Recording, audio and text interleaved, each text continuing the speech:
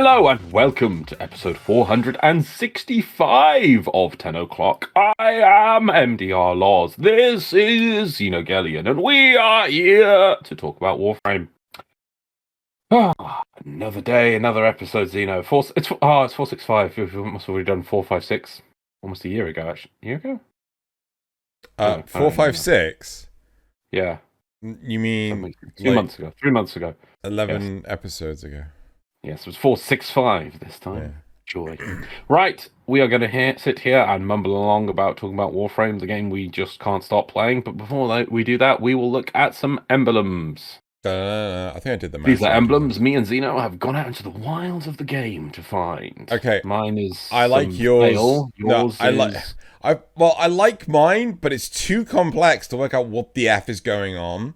Yeah, well, it's some sort of golden wing thing. Yeah, but there's also, I think, the filigree in the background as well. Oh, that's part of it. Oh, yeah. Okay, yeah. So it kind of fails in that regard because it's just like...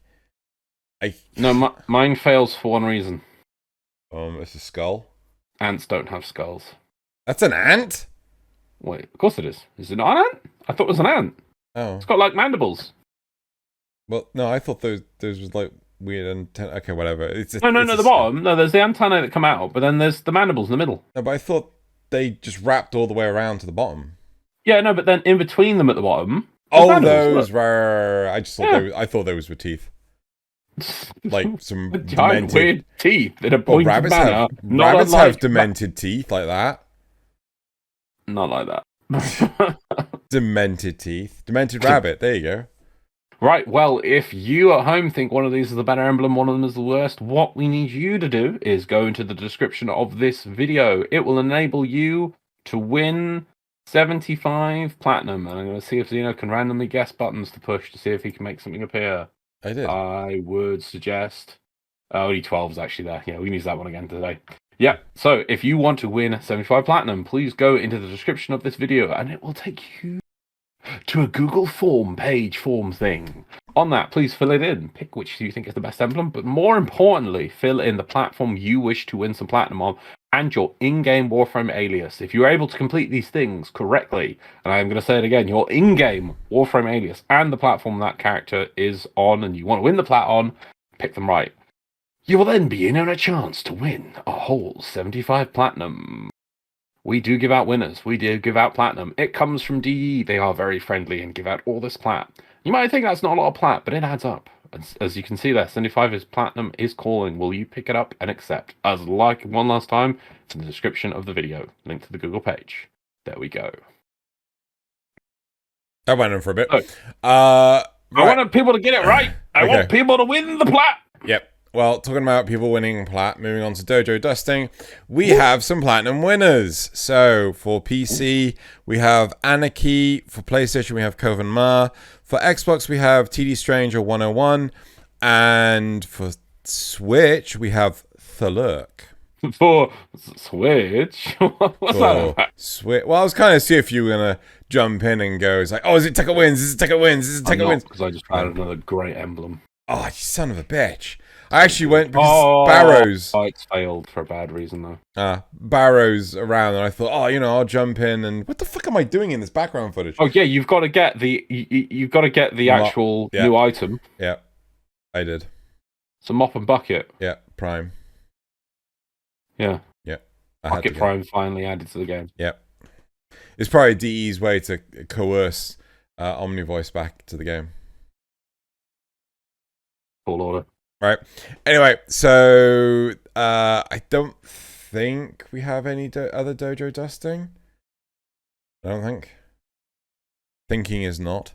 Right, and then... We're kind of just in a holding pattern. There's nothing really going to change. We're going to have more guests on in the new year. That's what we're going to plan to do. So, 10 o'clock. We're just going to keep going. We won't stop. There's nothing... I don't think we're going to stop anytime between now and next year. We, at some point, will be doing 24-hour charity things. Yeah. We need to sit down and actually work out when we're going to actually do it. Yeah, but just to let people know those are coming. Yeah. There'll be some Warframe ones, some Elden Ring ones for a bit of variety, I think, at least one. Yep. 24 hours probably on Deimos, maybe 24 hours in space. See how I crazy think we can I be. think I'd rather do the space one than the Deimos one, but you know, how much should we hate ourselves? Let's do the space one first. I think we'd like to do the space one first. Yeah, I mean, there's a lot of variety there, but I don't know, yeah, I think we'd get mad on Deimos. Yeah, we really would. Maybe, or to be honest, maybe we could go do 24 hours on the planes again, or 24 hours on the Valis. I mean, technically, we did fail on the Valis one because it bugged out on us. Yeah, that's true. That's true. And now that we know what is it? YouTube streams have to go for about, I think it's 10 or 12 hours. 12 so we hours. can actually get them recorded. 12 hours until they no longer exist. Workable. Yeah, and they won't process them. Or maybe we could do 10, 10, and 4, just to be safe, Yeah. Maybe we can actually get them saved this time. Have some from hijinks. But actually, maybe we should keep those in reserve, because what we need to do is we need to get some guests on to actually get some visits to people to be guests on the actual streams, because we got to rebuild the Warframe community. That's what we got to do. That's what we got to do. Right. Okay. So I think that is it for Dojo Dusting. News about stream. Sorry for what's the name of that? The charity streams will come in the future. We just need to work out when we're going to do it. Not going to help if we're going to go to Japan and then it's like, oh yeah, we're meant to be streaming now. Whoops.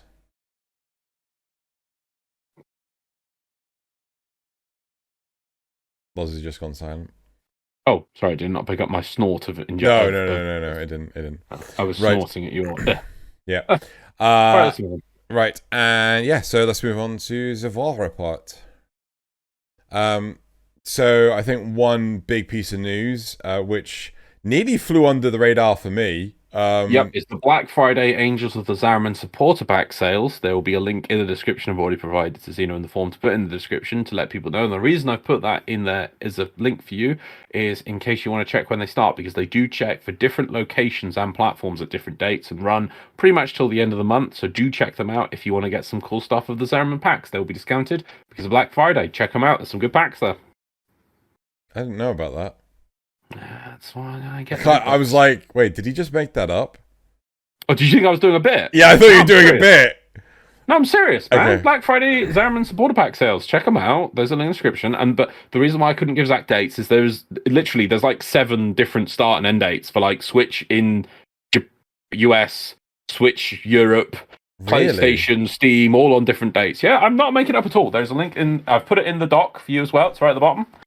So you don't forget to put it in the description of the video for everyone who should. They're all looking at it right now because you've remembered to do that. Okay. That's how I know. Yeah. I wonder how many of them are complaining because saying like you didn't do it, but you didn't do it. Yeah, and I'm gonna message next week. This is me next week saying, yeah, but look, scroll down to the bottom. That's like 1, 2, 3, 4. Yeah. I thought I was doing a bit. I genuinely thought you were doing a bit. Yep. No, up to 35% off these packs. These are some good packs and lots of stuff in them. So I mean, taking 30% off these packs can make some good deals there. Check them out. I like how Xbox just has one. So does Steam. Or Xbox. Right. Yeah. But, well, it's an Xbox One. Oh my god, can we please stop having weird, stupid time zones? Just give us the one time zone. Poor Xeno. We don't work to Pacific Standard Time. Anyway, right, so let's move on. Sorry, another news item is the announcement to the release date of Lua's Prey, which is, I think it's November 30th. Yep. So, so that's going to be in a couple of weeks' time. We shall have goodies in terms of actual new game mode. Game mode. I'm really hyped for it. I think it's gonna be great. I don't know. Maybe I'm just too skeptical. Maybe the skepticism's been like burned into my soul or something. I don't know. I'm just keeping my hopes low. I don't know why. So I suppose if my hopes are low, then my expectations are be dashed. I'll quickly actually. Let me just I don't want to overly boost my expectations, but I don't want to under push them either. Let me just load it up because there is stuff coming, and I'm looking forward to this patch, but it's not a massive patch. Remember, this is clearly stuff that's been chopped off of past stuff. What's it called? What's the patch called? It's the stuff that's been chopped off of Deviri and made into a separate patch. That's clearly what it is. So new Warframe with a big axe, that's cool. Survival game mode. Really looking forward to that. Necromech's involved. This is kind of cool. Another Necromech Christmas because we had the operation over Christmas that one time. That was actually really cool. Orphix Venom, yeah. Yep, that was cool. Then I think that's more Void skins. That's cool. No, sorry, more Void Shell skins. That's really good. Goldman Collection, limited time bundles, and Nora's Mix Volume 3. Well, I really need to do Nora's Mix. I need to do more than 2. So yeah, there's game mode, Warframe. You know, that's some good stuff. I do hope that the game mode is going to be have a lot of longevity to it. That's the big thing I want. Yeah, I also hope they run some operation, even a rerun of an operation over Christmas. Rerun Orphix Venom. Sure. But I will say, don't give the trophies again. No. It's the arcane rewards and the rewards table. Something to do over Christmas, I think, would be good. But, right. I think that's all the news we have. I don't think there's anything else. Yeah, that's a lot. Yeah, right. Okay. And then, so, yeah, it's time to move on to the topics for this week. So, hit the topics button. So, topic 1 is what are some untold Warframe etiquette? Topic 2 is I have run every available Archon hunt. I have received 0 Tau 4 shards with no guaranteed path towards them. This feels awful. And well, this is why don't do that. Just get what you can, enjoy what you got, and that I promise you. Let's talk about that when. Okay. Yeah. Otherwise, we're jumping the gun, right? And then the concept Lotus wants to move in with you, right? Which is weird as it sounds, right? So let's move on to topic. Yeah. I mean that's what the concept is.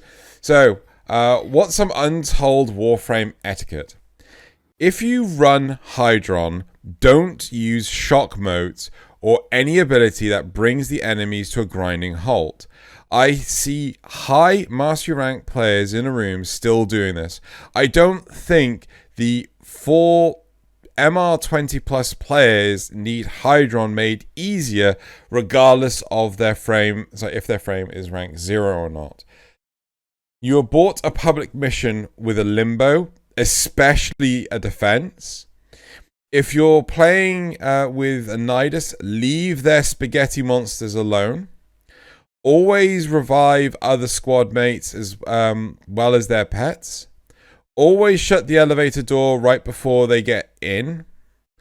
When doing Sanctuary Onslaught, say when you leave and avoid hosting if you know you're only doing the first zone.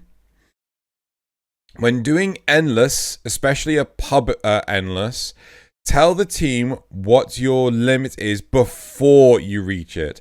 Last thing people want to see during the survival is you extracting at 15 minutes and not having said a word. Not force start the mission straight away.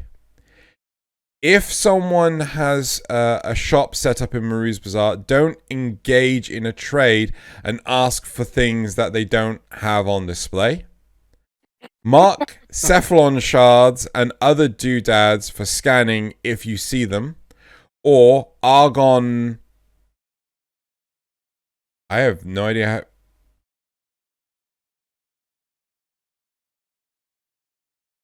What the heck is that? Where? That word. Or Argon what? Pegmatites. What the heck is a pegmatite? Isn't that the name of the grouping of an argon crystal?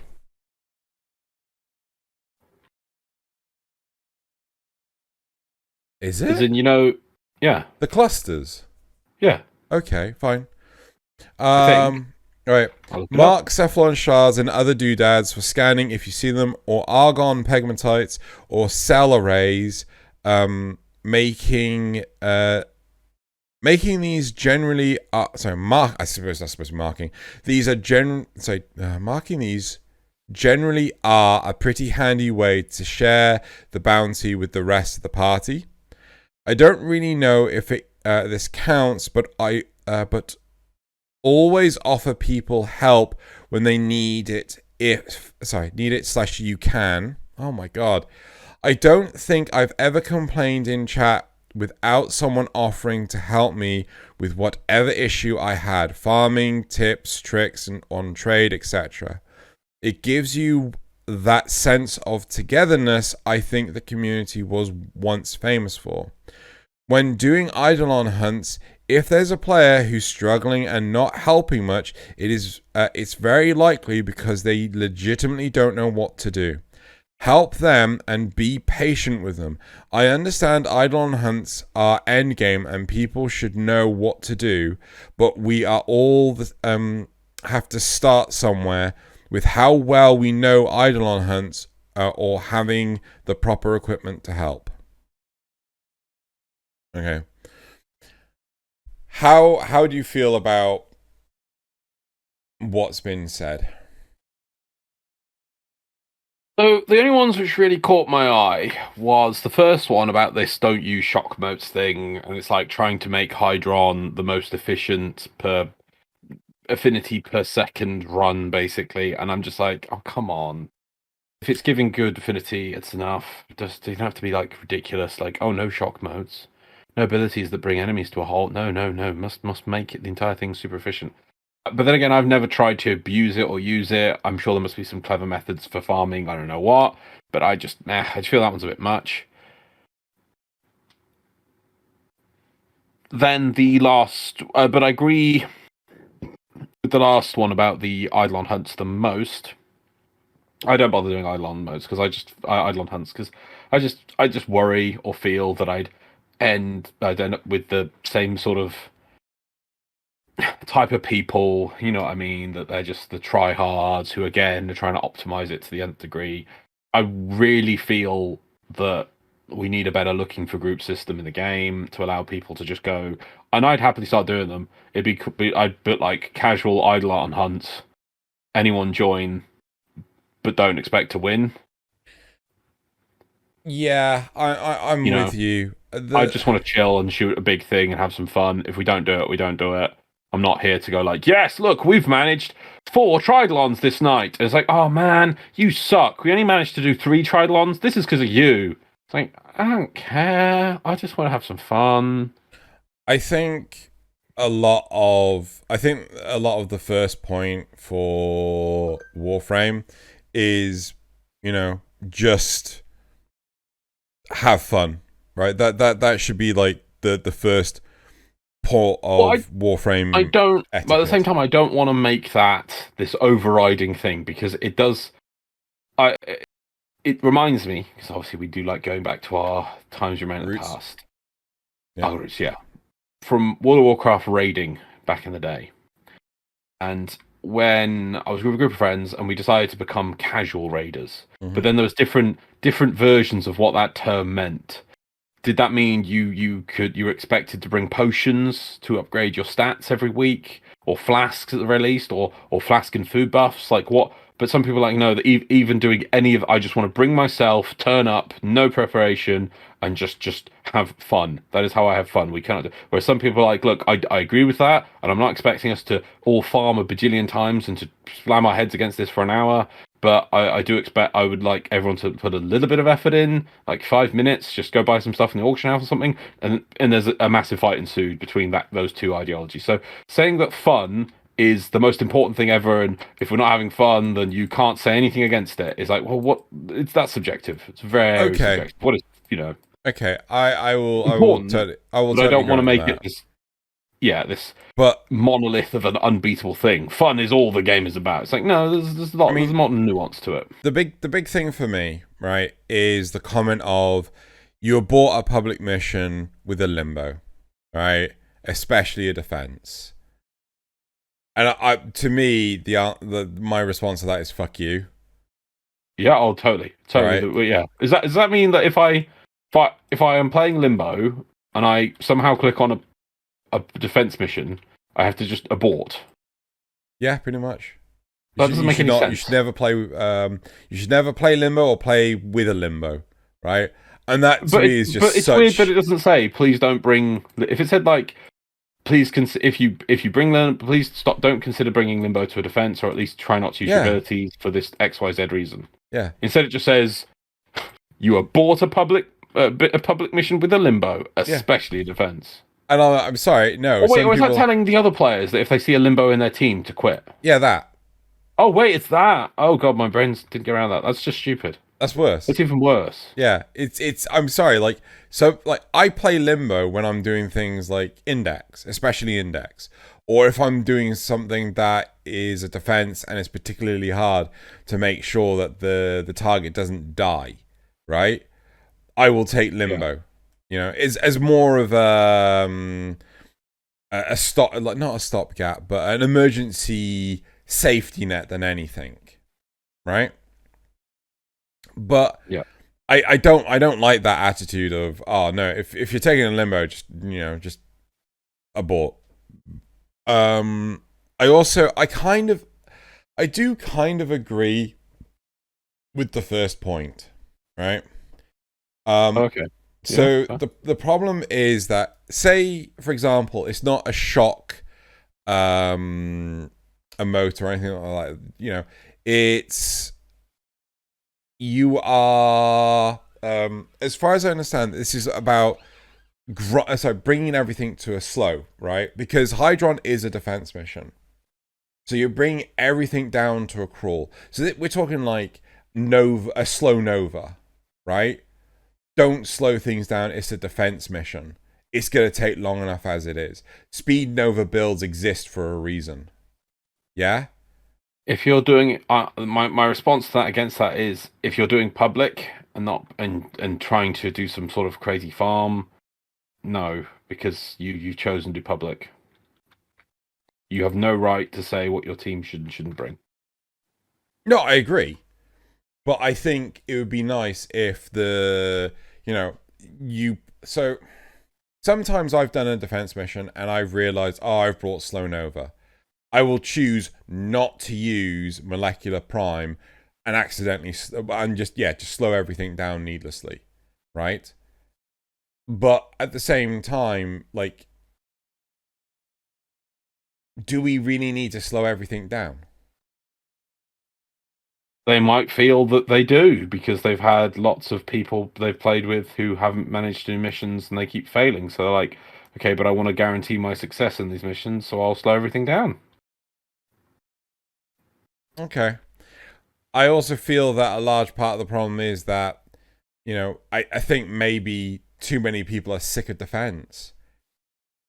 Yeah, defense is showing its age. Oh, yeah, massively. Yeah. Absolutely massively. I remember it used to be, originally I think it was the original Endless mission. Yeah, it was. Yeah. And it was kind of special. It was kind of cool. But it was a different game back then. Like, fighting each mob was more of a fight, more of an adventure. You didn't... It was, playing with Nova was so different, having this sort of blowing up waves of enemy in one go. Yeah. This is unheard of. I get AoEs before, but nothing like this. Yeah. And I think, like, the problem is, it's just because Nova slows everything down to a crawl that, or Limbo does it, or, there's a multitude of different warframes that can bring everything to a crawl that players don't like it. And that's the motivation. I think the delivery and the message is bad. I think they could easily reword this to be like, consider your fellow teammates when you choose to bring a warframe that actually actively slows gameplay. Yeah, I think that's I've seen more people whinging about this sort of stuff than the old Valban back in the day. Which was the old Valban back in the day? When the ultimate, which was the black Vortex. hole thing, would affect players. Fair. Yeah, that was a much bigger effect, and I see less people whinging about that. I find it really interesting that this post...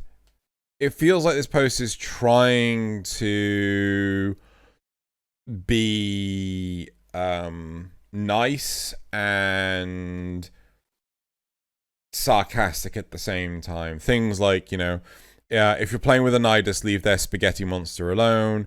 Always revive other squad pets, other squad mates, as well as their pets. These are great points, right? But then it comes on as like, always shut the elevator door right before, I assume they, being your teammates, can get in, right? It's like, you're undermining your own message here by trolling, advising people to troll. Yeah. You know, so maybe don't do that. I do agree with the message of like, when doing Sanctuary Onslaught, say when you're going to leave, right? I do understand that, but I do question, now that we're getting closer to playing with console players, how easy is it for console players to be able to communicate like that? You know, do console players just, when they come in, just say 8, and then that's just taken on faith that that means what wave they're planning on stopping at? I don't know. I think it might be easy for them to say something like out at, or out 8, or 8. Yeah. There could be a code. I don't, like, again, console players, like, listening to this, how easy is it for you to communicate? Like, do you have some... I've seen some... I think Valve did it with the Steam controller, where you use, like, the touchpads to... as, like, different elements of a keyboard sort of thing.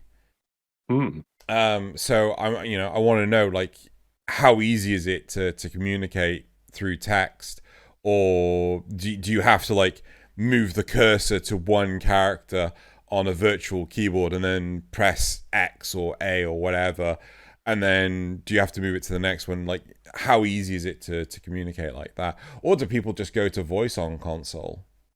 Yeah. You know, I think a lot of I tend to ignore text chat because, well, I'm often at least with one other person that I'm talking to vocally. So even if I'm playing with puppies, I tend to ignore it.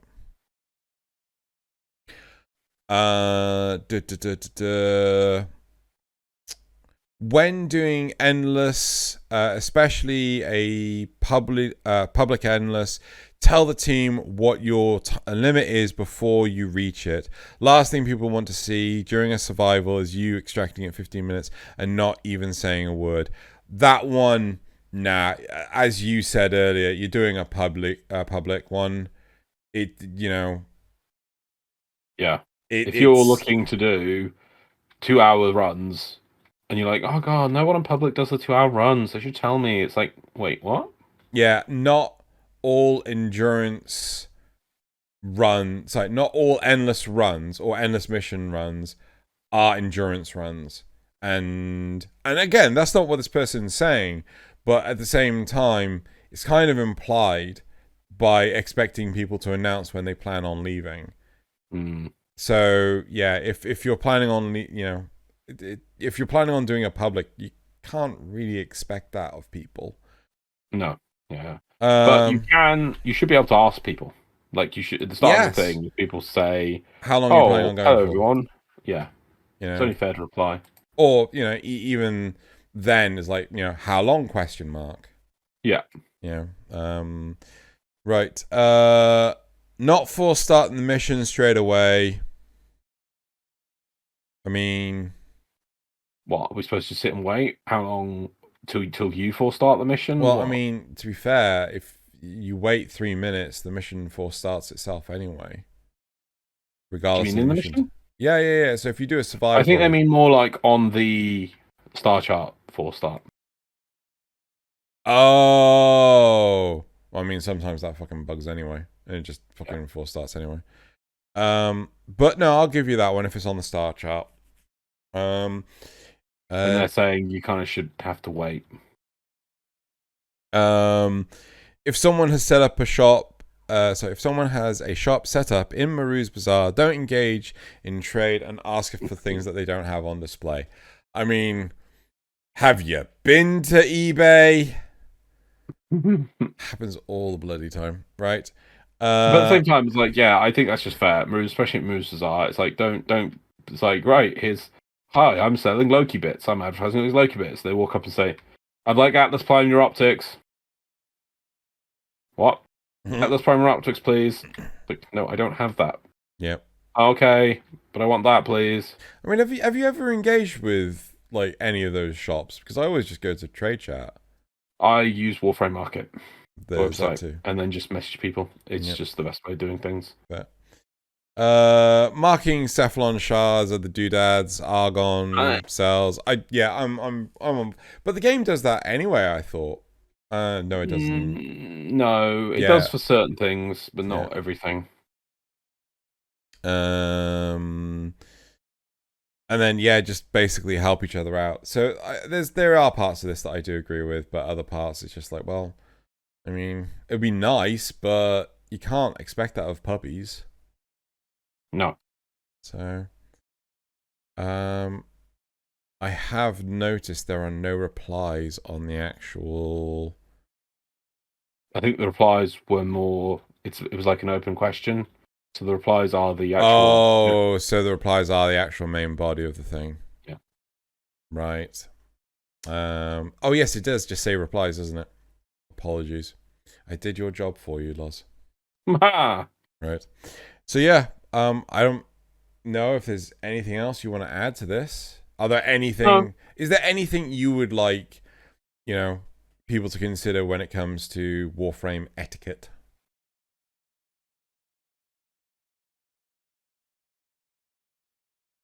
I think what annoys me that I've seen players do. Ooh. I think one thing is to bring up general awareness. If you get scammed in a trade chat or something, just raise it as a support ticket to DE. They do care about this stuff. Yeah. See, I feel a lot of these points could just be corrected with "Don't be a dick." Just don't be a dick. Don't be a dick. Anything else? Can't think of anything else really. Yeah, no, I think it covers a lot of the points. Yeah. The thing is, I bet there is something, but I just can't remember it now. And that if I was just randomly sitting around and be like, oh yeah, of course that, or oh yeah, but what about this? So it's tricky to remember these sort of things on the spot. Yeah. Right. Okay. Well, should we move on to the next topic then? Oh yeah. Okay. Topic 2. Right. I have ran. I think that's supposed to be I've run every available Archon hunt. I have received 0 Tau Forge shards with no guarantee path towards them. This feels awful. I'm reading it verbatim. I have ran every single Archon hunt and missed none. I have 0 Tau Forge shards to show for my efforts. There is no path forward for me to get Tau Forge shards, either except to keep spinning the slot wheel. This feels wrong. DE, I know you've said it's on your radar, but please just fix it. 3-to-1 or 5-to-1 upgrade ratio. I think that's supposed to be like drop chart. 3-to-1. Like a 25% chance? I don't know if they mean a 1 in 3 or because like 3-to-1 would indicate 25% chance, or 5-to-1 would be what's I don't know how many times what's 100 divided by 8? Not 8, 6. It's about 15, 16. You think 33 is 3? Yeah. Half of that. So 16 and a half? 6.5, yeah. 6 or some weird thing like that. Yep. So we're talking about 25% or 16% upgrade ratio. I mean, 16% is worse. Because currently it's a 1 in 5 chance. Anyway. Make it cost a boatload of Kuva in credits. I don't care how, just fix it, please. Do I have to be optimized? It's not required, no. But half the fun of the game is going to optimize your build. It feels like dog shit to run the same mission every week, only to keep getting regular shards that put me in no way closer to completing my build. How do you feel about this, Loz? Why do you need to complete your build?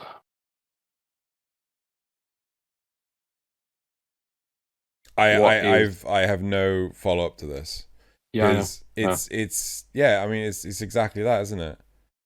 What are you doing it for? What do you need it for? You don't need it, you just want it. Yep. And now there's no it's not like Tau Forge shards, or the lack thereof is a limiting factor. I know we're going to compare it to things, but let's just compare it to, say, World of Warcraft. This is the difference between somebody, if it was the difference between somebody who was able to obtain a higher level weapon, a whole tier, an expansion tier higher, a raid tier higher, sorry, versus someone who wasn't, that can make a difference, because some people were able to get the drop, others weren't. But this isn't. There's no requirement. This doesn't alter your net. In World of Warcraft, getting that extra weapon upgrade makes you able to get the next one better, easier. It's but no, there's just Tau Void shards. Just what they do? Yeah, it doesn't. Yeah, okay, fine. It makes you able to do the current content easier, but are you struggling to do the current content? Like, what's the big whoopee, right? I've not done every Archon, but every Archon I have done, I've not gotten a Tau Force shard. Do I think it would be nice for them to implement something that allows me to guarantee a Tau Force shard? Certainly. Am I going to lose sleep over it? Not in the slightest. No. I kind of feel it's weird though that they've put 3-1 or 5-1. Like, such a weird way of writing it.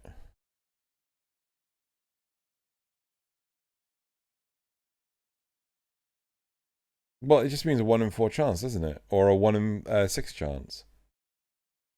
Yeah, no, it's a terrible way of writing it. So what we need is some form of just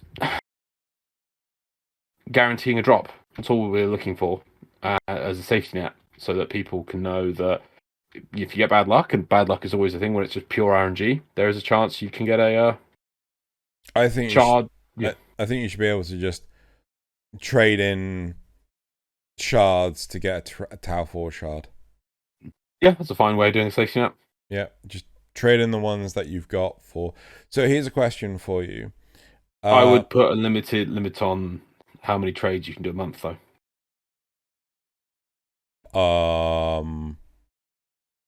Surely that wouldn't be necessary. I was going to make it so that you need like 5 shards to get 1. So you have to do at least 5 weeks to, convert 1. And then, okay, so here's No, I would need to do 3 weeks or 2.5 weeks. How'd you work? Oh, because of the fucking thing. I am with you. I completely forgot the whole Carl missions. God. Yep, you're very, very right on the money there. How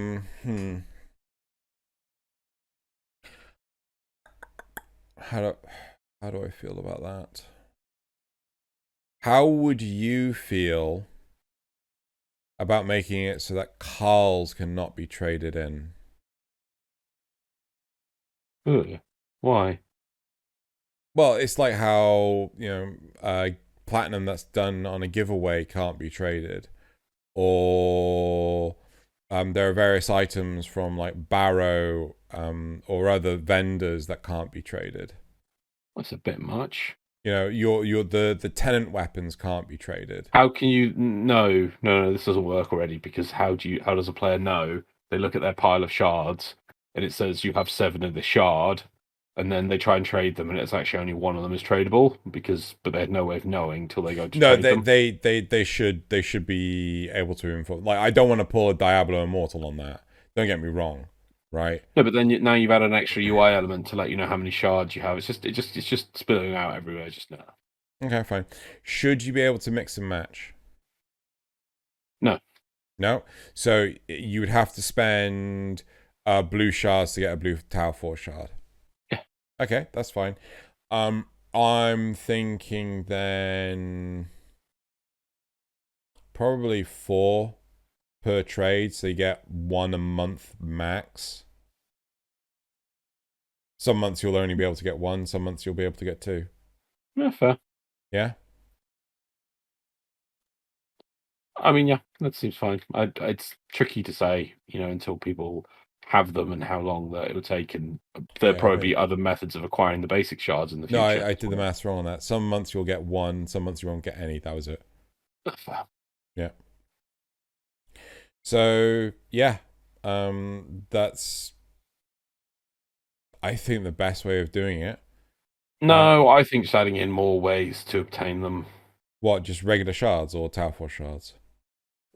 Just both in general. Just a higher increased chance of obtaining both things. And then what would you do?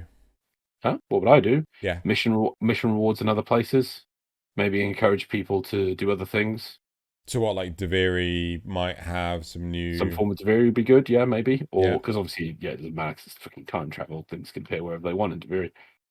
Or maybe go back and add them to other things as well. Maybe sentience. And Eidolons start having a chance to drop them. Just the basic shards, maybe, or because if you're going to trade them in, yeah, I still have the trade in as well. I'd like having the trade in system and increasing the amount that you get.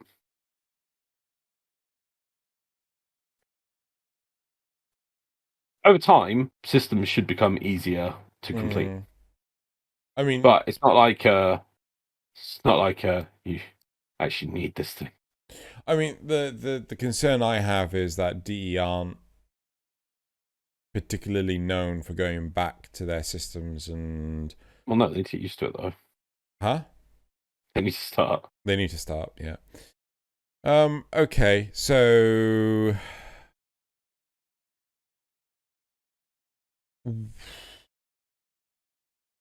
I think if we were to talk about Eidolons doing it, it would be good, yes, if Eidolons did drop shards, but I probably only have the last one. Is it the Hydralist?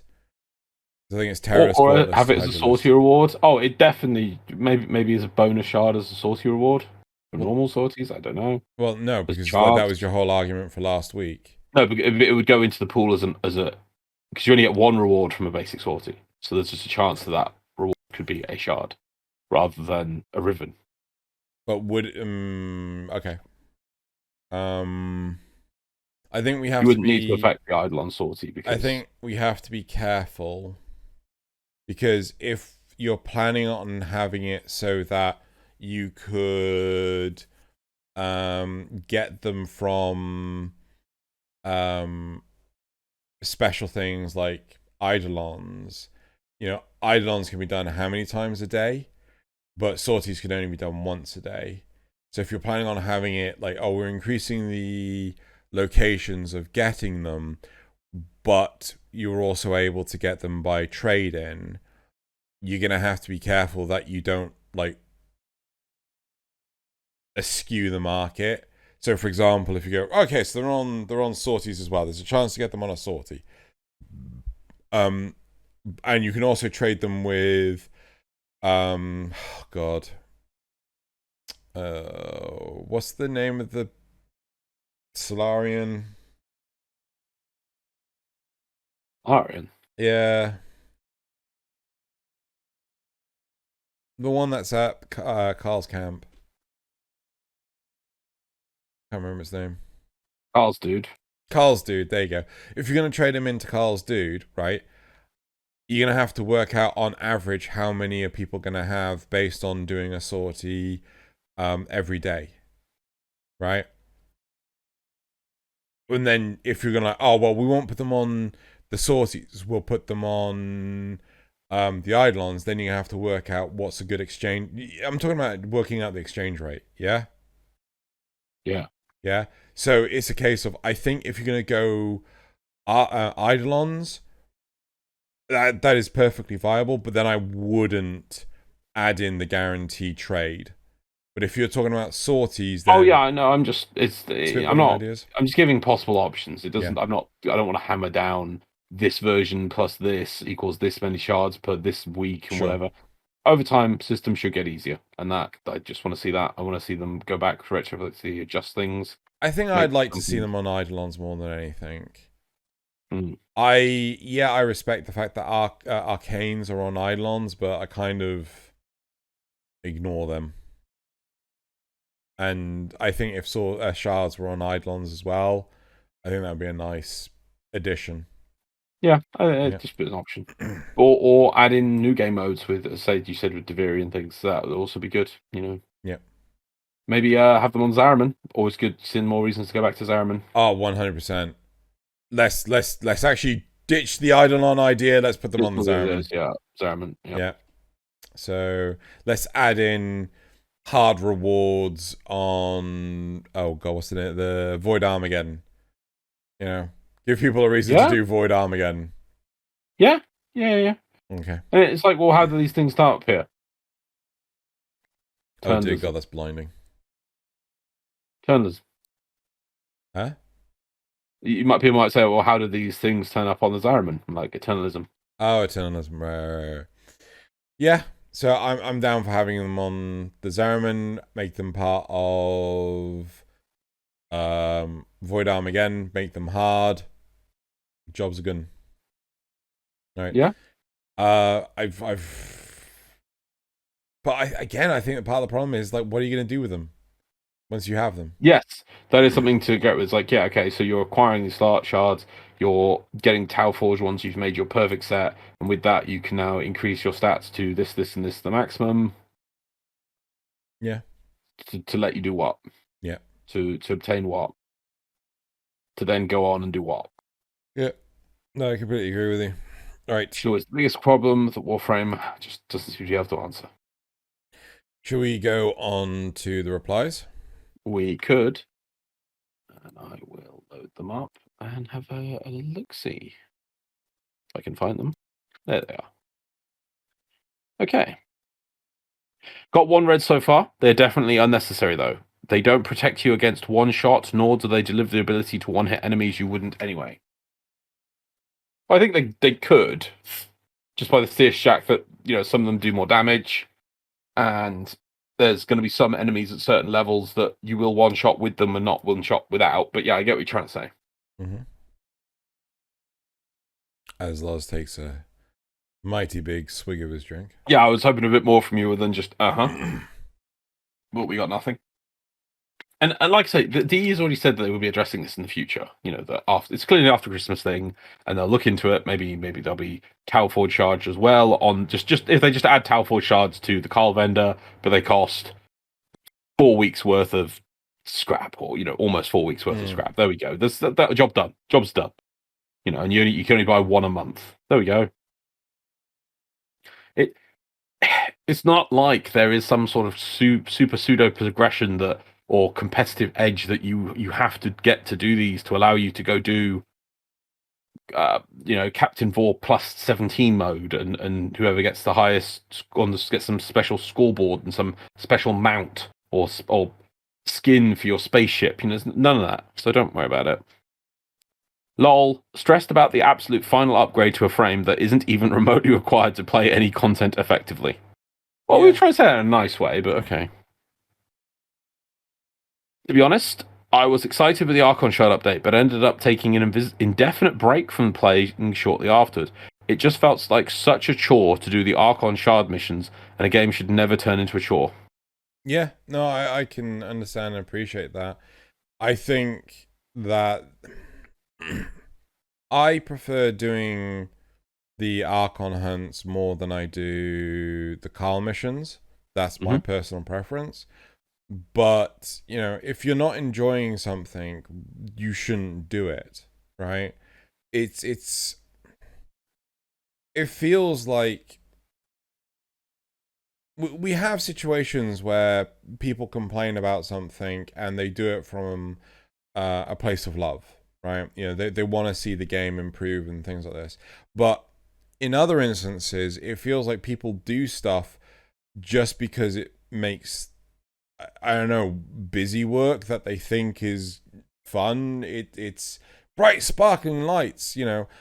So a case in point, Loz is aware of this, to an extent. I was playing a lot of the new Marvel Snap game. Oh yeah. And I have pretty much just deadpan stopped. Oh. Right? So the way the game works is you have like you don't have boosters like you do in Hearthstone in order to like, you know, so you don't buy card packs to play the game and things like that. You know, you just you have a progression system, kind of like a roadmap. You know the seasonal rankings and things like that. Or Nora's quest is Nora's Nightwave missions. Like they are pretty much akin to how this thing works. So every point every point of progression goes towards a reward. So initially, every level netted you a reward, right? So one of them could be a brand new card, or credits to leveling up your cards, or experience to leveling up your cards. Now you level up cards in rarity, which nets you points for this roadmap, right? But it's gotten to the point now where new cards are only available every 18 points of progression, and it costs an absolute bomb to get new cards and things like that, you know, to rank them up with credits. Or so I'm just running missions for hours, and you know, you have to do it, like you have to play like nearly constantly in order to achieve anything. You don't get credits any other way than by doing the quests like in Hearthstone. Yeah, you can't pay for this, can you? So here's the thing. You can put money in to buy the premium currency, which is gold, right? Gold can be used to buy credits. The conversion rate is awful. And credits can be spent on leveling up a character as long as it's on like the daily rotation, ignoring the experience cost, right? But you can only buy so many credits a day, so that they hard limit you, and you can only buy so you can only rank up a character that's on this rotation once every 12 hours. Right. So, and you don't, you know, it's any one of your cards that you can rank up. It's not a fixed one. So you might get one that like, okay, I'll rank this up for 500 credits and I'll get 6 points of progression. Or I'll rank this one up for 100 credits and get 1 point of progression. Yeah? You don't get a choice of which one you're going to get. And it just feels like so much busy work. So I've just basically deadpan cold turkey the thing. I've just stopped. Yeah, that's always the wall of these things. Yeah. At that point, you have to make decisions like, well, am I actually enjoying this to the point I want to continue? Or am I just doing busy work? Yeah. I enjoyed the game, but it just felt like so much bloody busy work. So, and if you feel like you're playing Warframe and you're not enjoying it, then you need to stop. That's true. Yeah. Take a break. I mean, the thing is, the content is getting further and further apart. Warframe is really turned into a pick up and pop down kind of game. And play it now and then when you want to see what the new content's out, and then put it down for 4 months to 6 months at a time. Yeah. So if it's not the sort of experience that you want, then I mean, to be honest, I really have high hopes. Oh God, I say this. High hopes, low expectations for Lua's Prey. Yeah. Because if the game mode comes out and it's well received, then maybe DE will get the message of, well, people actually quite like these small updates. So maybe we should do these more frequently rather than just doing the big, huge updates less frequently. Well, you know, we'll see. Yeah, we will see. Yeah, and I do agree with you, though. It's like that we've had like wow, there have been really small patches, but does feel nice to get small patches again. You know, we had something last month, something this month. Hopefully, maybe we'll get something at Christmas. It's like nice to have something to look forward to rather than Deviri at some point. Some point. Yeah, but I think part of the problem is that there's too much focus on moving on to the next big thing, putting so much effort on the next big thing that it just pushes people away in terms of engagement. Right. Last one. Yep. Oh god, we were on the replies. Shit. Oh, excuse me. As much as I've been an advocate for DE to stop bending over to people whining about wanting things given to them and not having to grind, this grind is really annoying. 1 to 2 chance a month, depending on rotation, to get a better version kind of sucks. I don't even get the extras from Carl's shop anymore. I don't get the extras from Carl's shop anymore.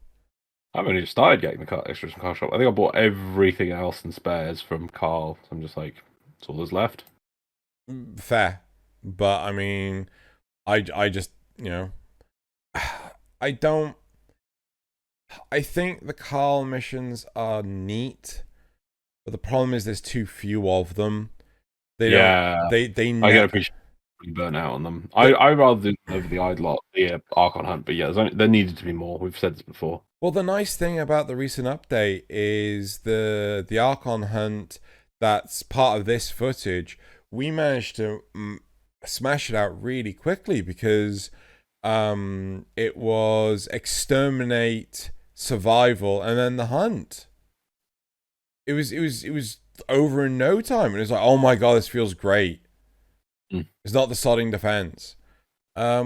So yeah. I hope that the variety will remain that fresh. But the problem with the Carl missions is that they just feel like, well, I'm visiting these environments too much. Yeah. Oh, yeah. Well, they're also. It's not just visiting environments because we're used to visiting environments, the same environment again and again in Warframe. It's the fact that they are fixed. Yeah. They're very fixed, very samey. Yeah. They're very, very rigid. And it like, you know, how many times do I have to crash the same ship in a Murex before I learn how to fly properly? You're not flying, you're piloting a gun. Well, maybe I should be flying it because clearly, you know, someone doesn't know how to fly because they keep crashing it. Yeah. Oh, Jimmy, are you on the bloody pilot seat again? God damn it, Jimmy. You promised me you'd get your driver's license, Jimmy.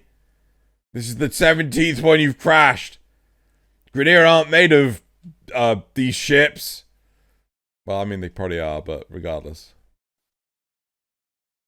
They probably are. Yeah, they probably are. But yeah, so, I mean, I hope Deviri is going to have a bit more longevity in it. And I think one thing that, again, they could get away with is making more of the internal bits more random, right? Simply by having the environment, you know, just a random configuration makes the world of difference. Yeah. You know, and this is one of the biggest hindrances of these open world environments is the fact that, oh yeah, we've got this cool open worlds. Yeah, but you're just going to keep visiting the same locations. People are going to tune it out. You know, look how many people go on autopilot in MMORPGs like World of Warcraft. You know, when you know where you're going, you're just like, oh, I'm turning it out now. I'm just gonna pilot my Drake while eating a sandwich. You know, oh, I've got to do this dungeon. I got to tank this dungeon. Don't worry, I could do that while I'm eating a sandwich. I'm watching a movie. What was I watching? I can't remember. Anyway, besides the point. So Probably yeah, anime.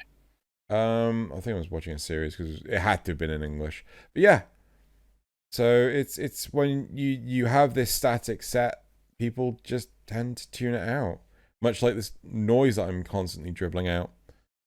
So, all right, I think that is it for that topic. Yeah, I think there's no need to go into the key point, which is there needs to be more variety of the Carl stuff, because we've done that to death. But we'll see in the future, especially the Archon hunts themselves and the shards will see what they are aware of the situation, and there will be a solution at some point. We'll just have to wait and see. Let's move on to topic 3. I mean, if it's a case of you have to fight the dragon in Deviri and the shards really help, sure, 100% on board, right? But I mean, that's content is supposed to come before the new war, so how's that gonna fucking work? I doubt it.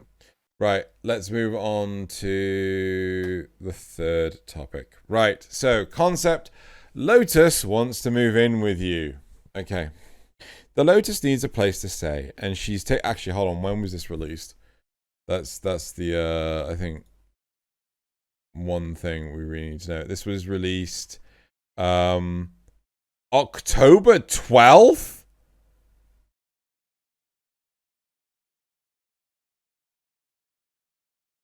It was this year. Okay then. Cool, right. The Lotus needs a place to stay, and she's taken an interest in your dojo. She knows it will put your clan at risk. She's desperate.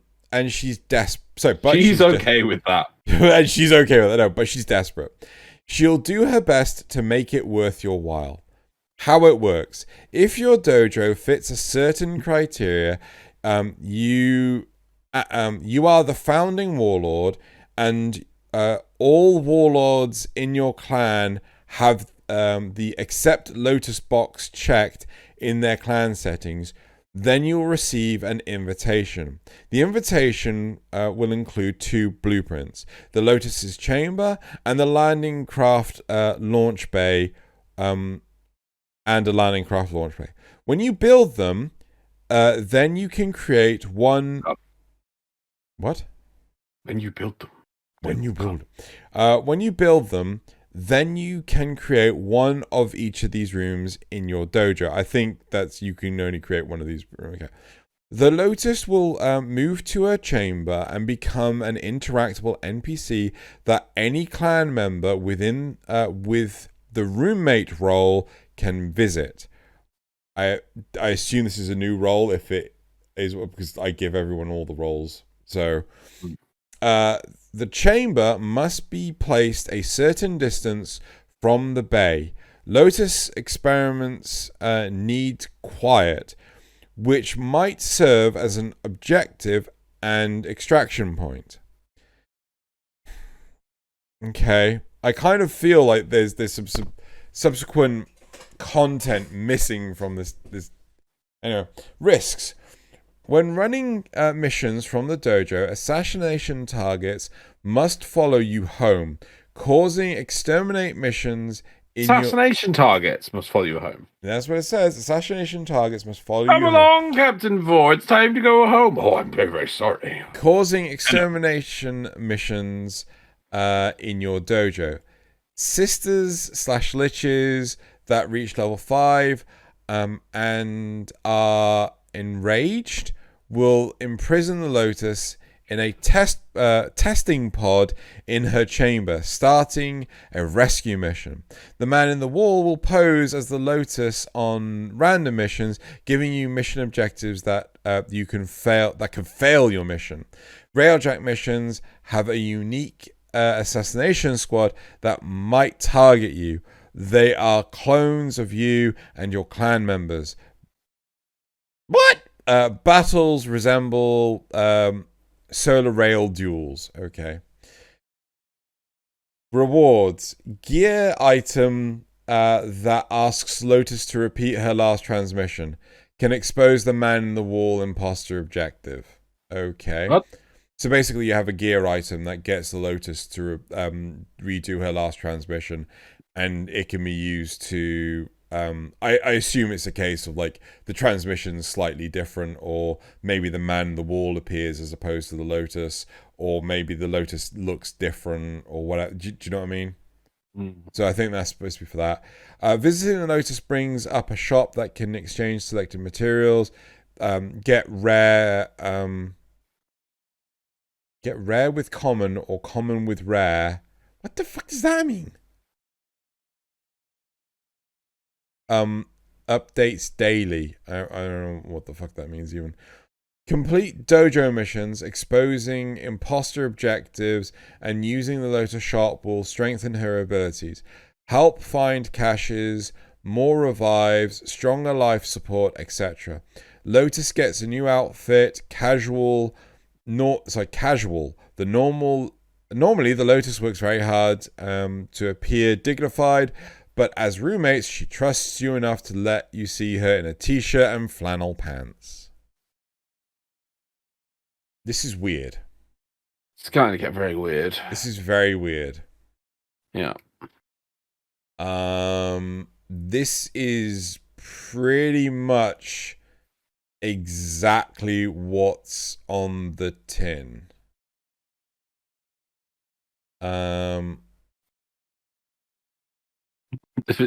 Sorry, it just reminds me though of a Pro ZD skit. Pro ZD, yeah. Your friendship has increased with Bob. Bob now feels the right to fart in your presence. I want to go back. It's too late for that. Sorry, now feels comfortable to fart in your presence. Like, wait, what? Okay. So my first question is, how do you feel about making your dojo into somewhere That's your first question? That's my first question.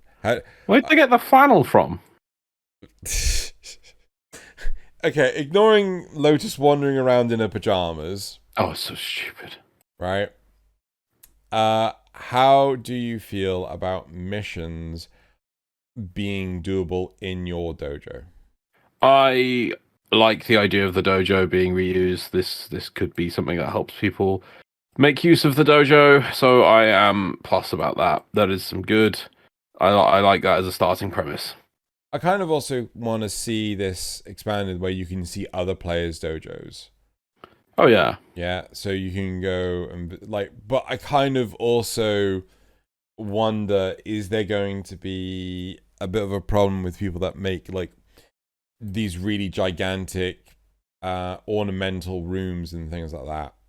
You know, it's like, oh, I've put a gigantic statue of 2B in this room, and no one can wander around it because there's stuff in the way. Well, you have it that the game will only accept it if it can. It path finds a mob from the spot point to the objective at Lotus, and if it can't path it, it says this is an unacceptable dojo formation, and then it tells you to fix it. This can't be used. Yeah. Like how with Mario Maker that you have to finish. It has to be shown to be a working level. Yeah. You have to run. Brilliant way of. I don't know if there's anyone has found a way to cheat that, but I know there's found the ways to add stupid game modes in where it's like, you don't do the mission. What you have to do is sit over here and crouch for 3 seconds, then jump off the screen, and then that's how you teleport to the exit. Oh no! What people would do is they would, oh god, Rubber Ross used to do this, where he would hide a door somewhere in the map that was like relatively easy to get to, but like so the door is just off the screen, right? And basically what you would do is you get like a vine, go up to the top of the map, jump up there, and then you could go through a door that would just exit right next to the... Yeah, it takes you straight to the exit. Yeah. And then the actual continuing level normally is just a trap. Yeah. There's no way to finish the level doing it as you would think it'd be put doing. Yeah. I think Nintendo put in like special countermeasures for Mario Maker 2 to prevent that sort of thing. Right. So, but it was very much needed. Which is interesting at the very least. Like, yeah. Countermeasures. But I don't like ruining the idea of secrets completely. But it's tricky because people just, So But that's what YouTube's for. You know, people find these solutions, and even if you try and come up with some sort of clever way of hiding it, a super way, when you put these things to public, in 10 minutes, 1,000 people can try it multiple times, and some will eventually find your door and then put it on YouTube, and you're like, there you go. Yeah. I think there is validity in effectively player-created content. I think there is a lot of validity behind this idea. Even though it feels a bit weak, there is so much value behind it. Because you could do special things like, you could create bunkers and things. I feel that there is a lot... I'm confused a lot by this. Because, so what are you supposed to do? Basically, do you have to protect the Lotus from the opposing forces, or do you have to go and rescue her? Or I mean, what stops you from basically just creating a straight corridor to do this? And I kind of feel that it would be nice if you couldn't basically play your own dojo. No, instead of being you play your own dojo as your character, let's make it a tower defense game mode. There's nothing wrong with aping other game modes. So you don't actually play as your Warframe to defend the dojo. You play as the tower defense, and you can bring resources, gain resources. It's tower defense. Be easier way of doing it than I don't know what, something like that. Exactly. Is it tower defense a simple, easy game mode to add in, and could be fun as a bit of variety. Did you ever play Natural Selection?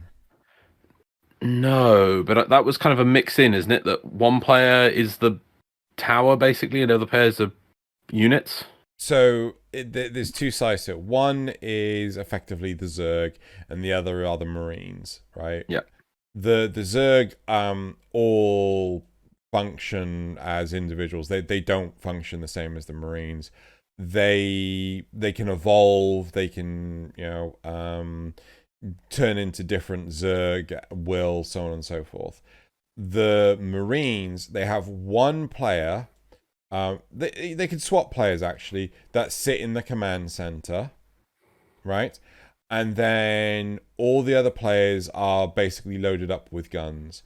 The guy in the command center will tell people where to build stuff. So he has a bird's eye view of the environment. Yes, I think I either watched a video or I played a very, very tiny amount of this. I remember seeing that. Yeah, the problem was that it required a decent number of people to play, and this is back in the days of you really needed a LAN party in order to play it. So so it was fun, and I think that sort of thing could benefit here, where you have one player that's being this overseer, where they could say, right, build a turret there, and then the Warframe, so the rest of the team can go and actually set up turrets and stuff. But I don't think the other players should be playing as Warframes, because we don't need to play as Warframes anymore. We could be playing as we could play as units that we've recruited, not Carl. Sure. But the people you're railjacking, so they could all have different skills. That's the guy's name I was thinking of, Chipper. So you could have different skills on the different people. Like some of them can actually get on the turret and control it. Some can buff turrets. Some can repair turrets. Yeah. Some can mine extra resources so they can build, so that the person can plan more turrets. You could train them up. I don't get why they just added another tier of people to the railjack crew, and that you just buy them.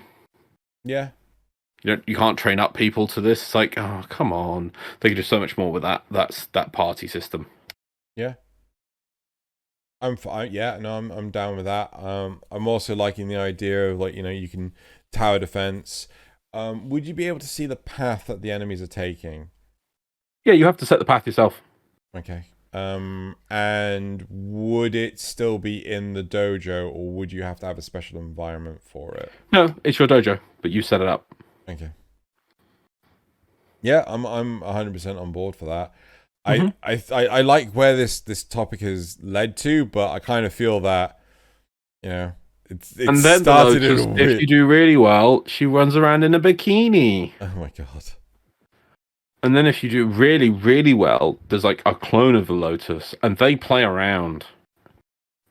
Well, they do mud wrestling.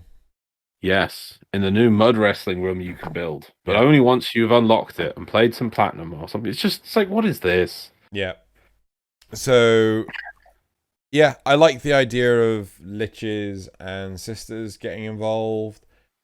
I think it would be, maybe it's a case of like, if liches and sisters do get involved, they maybe will drop special rewards if they're engaged with this system. So it's a case of you have to go and engage with your lich to get them to a point where they're on the railjack mission, and then you can go do this dojo mission instead and potentially get a different reward set, a different drop from a reward table. I like the core concept, which is trying to do more with the dojo. That is so good, and it's like, but honestly, at this point, I really feel the Lotus Nata needs to sit on the little throne they've got and just be the mission announcer and guider. They do not need to participate in the story anymore, or be a linchpin thing. Fair. I also feel there needs to be. I don't. My concern is this is my concern. Maybe you can find a solution for it. What stops the players from just setting up effectively a blank slate of, or the most convoluted what you call obstacle course that basically the AI cannot work out its way through? It's flat because the dojo is flat. It has to, maybe they can be a little bit up and down, but you can't have some sort of windy thing. Also, you just make it that the more you just add in a couple of small quick tweaks with the AI. At the start of the game goes, okay, here's the route, and it has to be able to set it, it can test it and run a host mob that runs the route and gets to the Lotus as a final point, because that's what it's got to do. And if it can't achieve that, then it says it's a no. Mm-hmm. It times it. The longer it takes, the more resource it's going to get. The more ridiculous you make it, the harder it'll make itself. I like that. So yeah, and then you get better rewards. I would add two variables and make it a bit more complex. So your different attacks will have like a different force morale, let's say. So like low, medium, and high. And at the same time, then there's a multiplier on the distance you have set. So can you elaborate a bit more on the force morale? So that it's not just one thing that affects the attack. So if you have a very long route, then the amount that is always the same. So sometimes you might get like, because it's based on like when you kill bosses and things. Yeah. So sometimes you might get a low, or what I would call a low morale attack. It's when they don't really send a lot of forces, then multiplied by the length of the thing. Right. Then you might get high attacks where it's definitely going to be a lot more, and then that's multiplied even more by the length. Right. So it's a case of, it's just to add a bit of variety that's not player controlled. So you want to put in, so is the morale random, or yes, yeah, it'll be based on things like the amount of enemies that the people have killed, but then you can't really like stop killing things. So it's just to add a bit of variety, so it's not just they're attacking again. Well, because we have a length of 1,000 meters, They attack with XYZ. So just add a bit of randomness on that. So could you set it up in such a way that the obstacles impact morale? So you have to be careful not to have too many obstacles because the morale will fall so far. No. Morale is a separate. No. I became at morale because I didn't want to say strength, because I want to say, because the strength is just on the amount. It's just another before. The morale is so that sometimes, okay, you can have a short route that is literally you put Lotus in the next room and it's 10 squares from the spawn point to Lotus in a straight line, right? Mm-hmm. Now, if that's the case, it goes, right, the length of the run I've got to do is 10, it has no turns, there is this many things, so I spawn this amount of mobs. Now, if you don't have anything to vary that, it'll do the same calculation every time. Sure. But I want to make it that sometimes it feels like you're being attacked by a weak attack, and maybe they happen more often, but then sometimes it's like, it's time for a big attack, right? And we need to make a way of adding it so that there's morale is just an additional multiplier that can vary, So my question is the morale set? So would it be like low morale for the entire mission, or just that wave? It's a preset. It's a preset for the attack. So my question to you is, because as far as I understand it, low morale gives like lower quality rewards.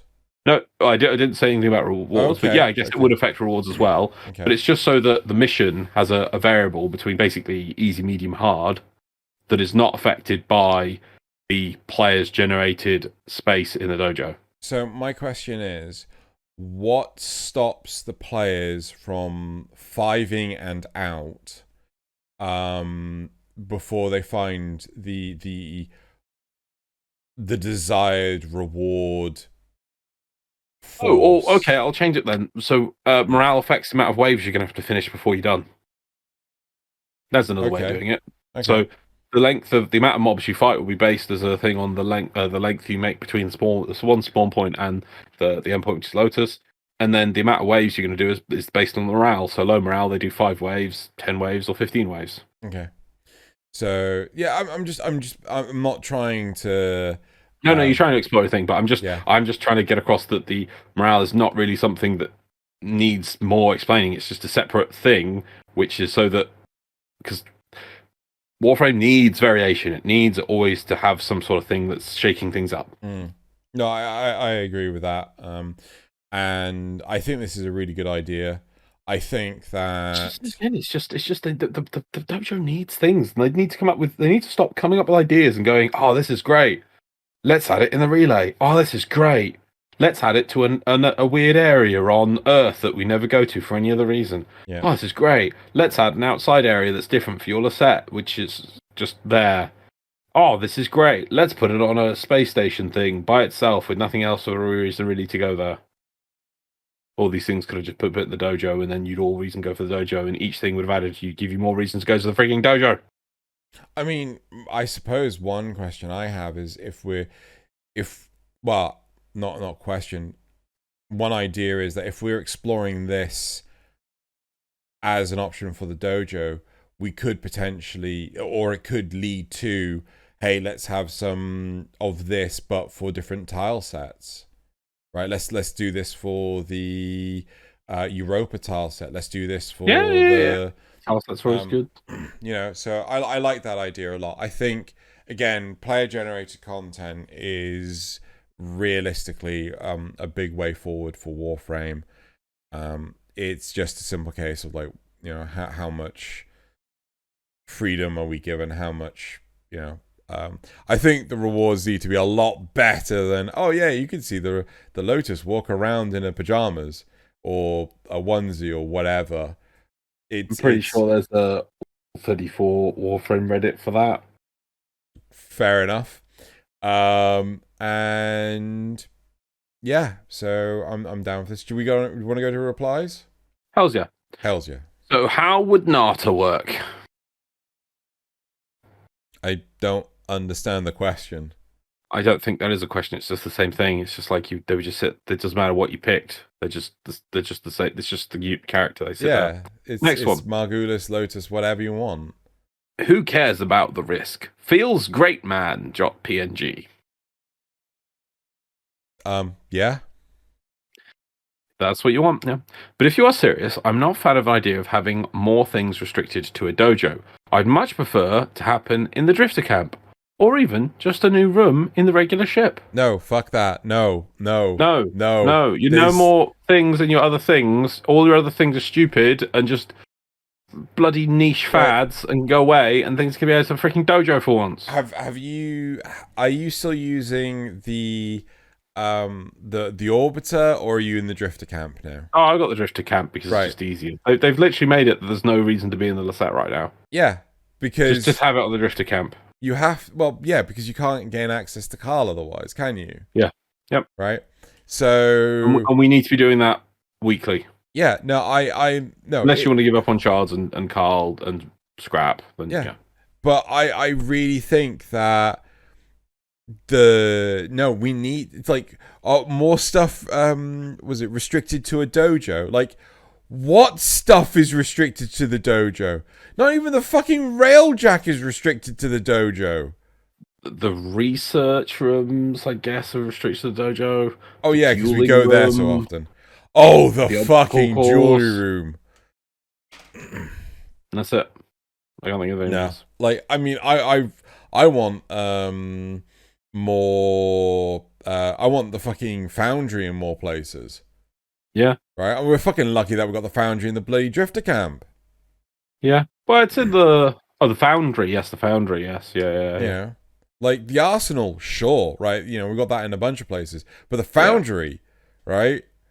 Like, oh look, Tenno apartments. Can I use my foundry in here? No. Yeah. Like yeah. It's like a microwave. You know, I move into a new apartment. Does it have a microwave? No. Right, I'm gonna go and install a microwave. Right. Oh, sorry, you can't install a microwave here. This is a non-microwave apartment. Okay, I'm gonna go find another apartment. Yeah. That's a good point. It is. I would like to know. It's like, are people using the player housing and doing it more? It's like, well, no. It's like, well, can you explain reasons why? It's not on like a survey, and you're right, because there's no microwave. Do you see? Do you see? And they'll be like, what? Quick, add a microwave cosmetic, and you're like, they didn't see. Yeah, but no, it's true though, isn't it? Yeah, no, exactly. The microwave's good. Yeah, it's exactly a good one. I mean, you can, if I was to say which, like, an oven obviously is better than a microwave in general, but like with less space, you're going to you need. How would you obtain a large amount of usage? And a microwave is just amazing. Yeah, but So, I mean, it's portable. The whole point is it's fundamental, right? Yeah. Much like the foundry. Yeah? It's okay, fine. Let's make this more clear. It's like, does the apartment have a toilet? Because I don't want to fucking go next door if I need the toilet every single time. Yes. Right? Yeah, exactly. Yeah. Yeah. When I move to a place without a toilet, no, because I'm going to need to use the toilet. Yeah, daily. On the regular. And like, you know, does it have a foundry? No. I'm off. Yeah, exactly. Right. It's a shame because they should, all these different places, in reality, should have access to all the different features of the ship. They should have mods. They should have maybe not focus, but even then, so that you can pick which one you want to use to start with, and you can just use that one. Yeah, you know, but like, and you can actually swap around them. They all should have navigation. They should all have mods. They should have all the terminals. Why does no one stay in a dojo? Why does no one stay in a relay? Why does no one stay in a hub like Cetus, Fortuna, the Zaraman? Right? It's because none of them have a fucking foundry. Yeah. And you might be like, oh, but you need that unique thing so that you go to that thing. It's like, well, then they all need unique things then. Yeah, but none of them do, right? No. Oh, well, sorry, correction. Yeah. The Drifter Camp does. And that's why everyone's at the fucking Drifter Camp. I'd love to see the percentages of people. Are people still using their ship or they're set to Drifter Camp? And then the people who don't, I would check them. It's like, hey, do you know that you could do this, and then it permanently you're at the Drifter Camp? They'd be like, oh, well, thanks, I'll leave that on that now. In the end, we'd end up like 0.1% of the population where they're like, no, I just want to be difficult. Yeah. Next is fun fact. Nata was a mimic queen, literally sent to transform herself into whoever she needed to in order to get back to the Tenno. In order to get to the Tenno. That's why she can be Nata, Lotus, or Margulis. Her Lotus form is actually based on Margulis in body and lower face. So the envying mimic line still works, but it would make it a more, sometimes it's nice to have peace and quiet feel. Mimic queen? Ew. Okay, so whose Lotus would show up? Because what's the point if the clan leader has a really horrific Lotus? I would assume it would be client-based. But you know, there's a different Lotus design. Some people would have a different sized Lotus, and she may not have a chair/chamber available. What about people that are just starting? Lotus is in no danger, they think. They haven't even seen the new war, hopefully. Maybe just lock the door, or make the operator accessible only. No, you just make each person see a different thing. Yeah, and if you know you're a player that hasn't done the new war, then you just see a operative. Yeah. An operative. Yeah. Maybe a different room but I would have just a different Yeah. room in general. It would have some of it would just be a bit less toned down, just any obvious stuff. But yeah. And you Yeah. could say that, but it actually is a Lotus. She's just pretending to be an operative. Aha, there we go. Easy peasy, job done, Yeah. move forward. Right. I don't mean forward as in talking about what we are, but at the same time, it's just, yeah.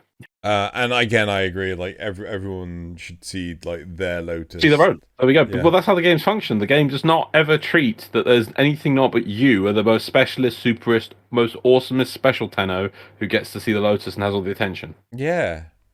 I'm the special Tenno, not you. Yeah, Anyway, you keep blaming that. right. Well, that is it for the topics. Yep. We are done on that regard. Loz keeps on. Have you not been able to get the light sorted? No, well, I've only just regained freedom. Freedom pants. Anyway. Freedom. Right. So it is time to move on to the graphs. Before you do that, you haven't sent me what comes after the graphs. Oh, I haven't, have I? Well, shenanigans. Shenanigans. Doing this live. Shenanigans.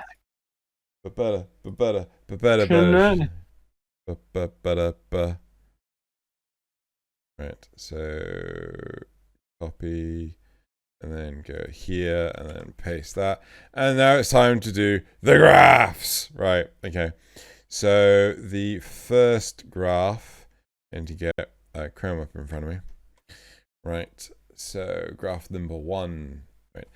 Have you ever experienced the need for a death summary as described in topic 1? I'm surprised by this. 38% said yes and 57% said no. I would have thought the majority would have been yes. Personally. Yep.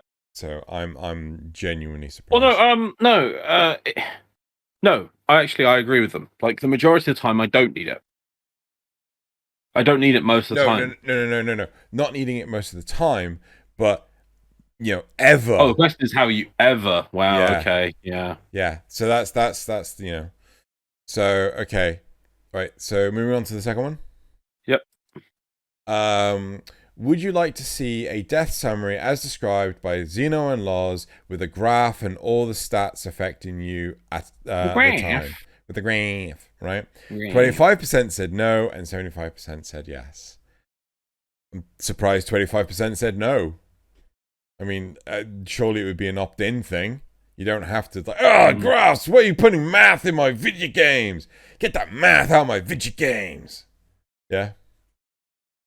So, I'm totally yes on that one. The third graph is, oh god, not working again because the stupid stupid alt 3 thing. Where's the graphs? Where's the graphs? So, that one. Right, there we go. How would you feel about the how do you feel about the attitude of play tankier warframes from the comments? So one comment we got was you shouldn't be playing a Nyros, you should be playing a tankier warframe. How did you feel about that? Wrong. No, negative. Good. Right. There was a thing about building in comments to talk about. You should be able to build whatever warframe and things. And for the most point, I feel you are able to. And there's so many different options to do that now. So no, just saying, you got to play this warframe. No. So 14%. I'm in negative. 14% said positive. 38% said neutral, and 48% said negative. I'm 100% in the negative. Yep. Like, no, you should be able to play the way you want to play. Right. For the content that we do, if there was sort of like trials and then you made pre-made groups for it, then yes, then you can start and you can say or if you're doing any pre-made group, people will start saying, "Look, I'd like you to build this." Just hard content. If we had hard content and it required pre-made stuff, it's the pre-made. It's the pre-made thing because if there's public access, then yes, your people are allowed to do whatever they want. Yeah. Right. People want to build a warm coat build, that's their prerogative. Do it, Loz. Do it. Right. The fourth graph is, after Loz's explanation, do you think Archon hunts should yield better rewards than regular sorties in addition to shards? Right? Better rewards? I didn't say they should. I said that's my point. Right? That's my point, right? So 5% said that they didn't know, 45% said yes, and 55% said no. Right, so the majority is saying no. And remember, you did actually change my mind in your explanation. And yeah, no, I still agree with you today. So, right. Good, because otherwise I'd have to kill you. Wow, that's extreme. No, this is how it is. The next one is, are you still running Carl missions for Archon shards? 19% said yes, but not for Archon shards. So they're still running Carl missions, but not for Archon shards. 33% said no, and 48% said yes, I'm still running them for Archon shards. So that's quite interesting. Yeah. Right. And then, oh crap, I lost count. 1, 2, 3, 4, 5. So 6 is how do you feel about the Tenno martial arts concept? 11% said negative, 42% said neutral, and 47% said positive. Right? And the last graph, I didn't do a silly one because I couldn't think of one. Should there be more on event trigger effects for focus schools as proposed in the topic? So do you remember this? Yeah, I remember the topic. Cool. Right. So 26% said no, and 74% said yes. I believe you were in the yes. Yeah, I mean, I'm not sure if that the exact way was good. I like the idea of having certain weapons for focus schools because that was at least something unique. But yeah, the focus schools just, it was clearly supposed to be a big thing. And then Nope. Even at TennoCon, like literally, they were supposed to be like, oh, look, it's the, who's going to win it this year? Which focus? I think it speared off the first year. No, I'm not sure. Genuinely not sure. It's so long. Right, okay, so that is it for the graphs, and now it is time to move on to the supporter questions. Is it number 7? Number 7. The meme from Simpsons is number 8, but sad this is on number 7. Okay, yes, look, I made it squarish, and it sort of works. That's what you got to do. Okay. You got to make squares. Okay. You get given thingies, you make squares. Okay, so as Rugal says, so this font is labeled Math Script Customized. Okay, that's just words. Before I read out supporter questions, I just want to thank you all for watching or listening this far to our podcast. Please hit that thumbs up button and leave a comment if there's anything you'd like to say. We read all of them. We don't read all of them. I read all of them. I have the ability to read. Wow. Xeno just infers through vibrations in the computer screen. Yep. So, Zrugal asks, do you think it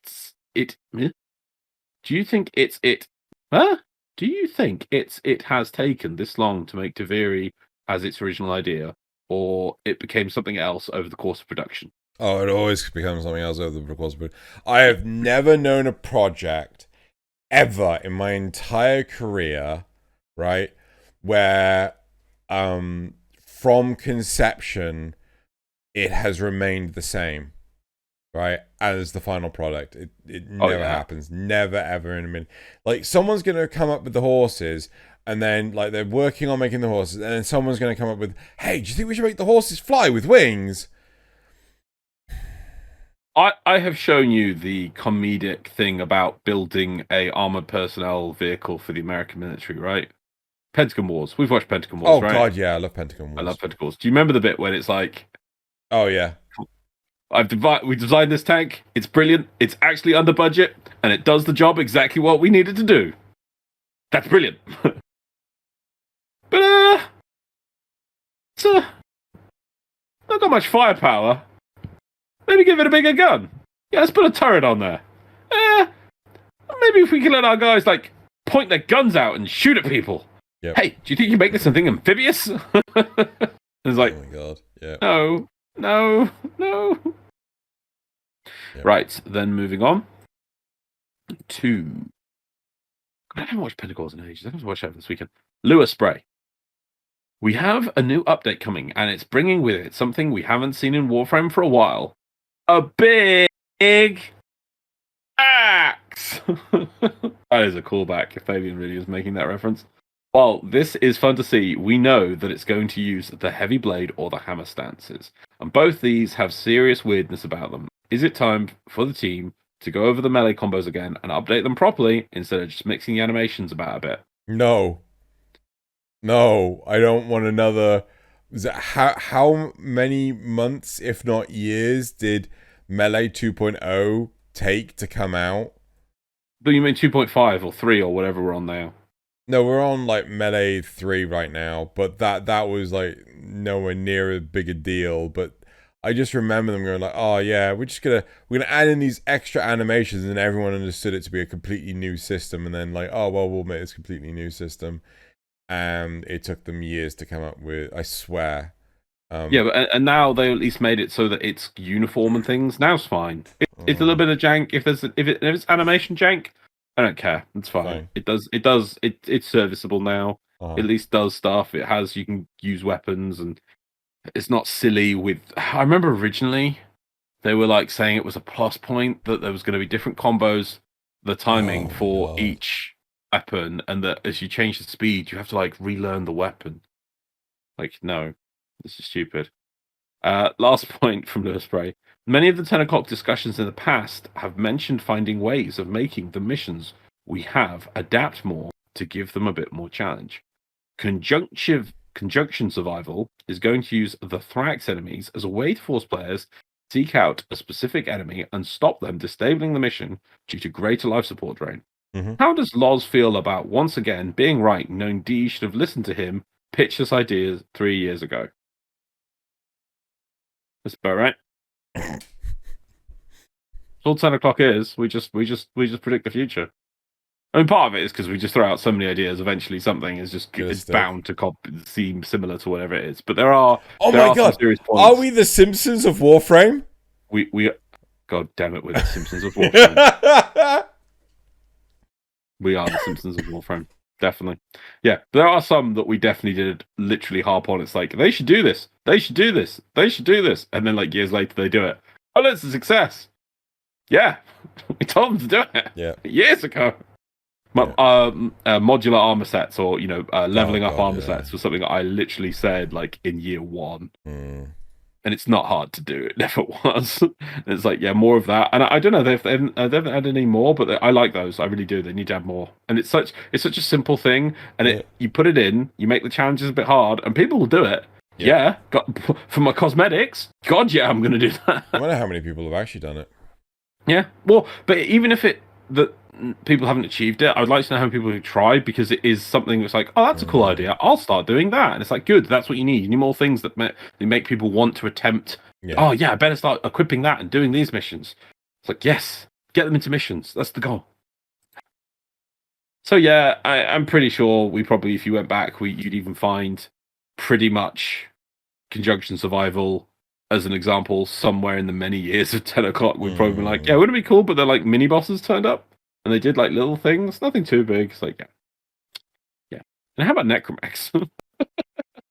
Warframe inside a Warframe. No. We made it better by making it so your operator goes in. No, a Warframe inside a Warframe. A Warframe. Right. That is it for the support questions. We now move on to the community responses. Okay, the first one, we got to have a math lesson, everyone. I'm sorry. We have to take a moment to have a math lesson. Loads of people, very nice people, I won't list everyone's names, took the time out to explain the equation for damage reduction, and it is,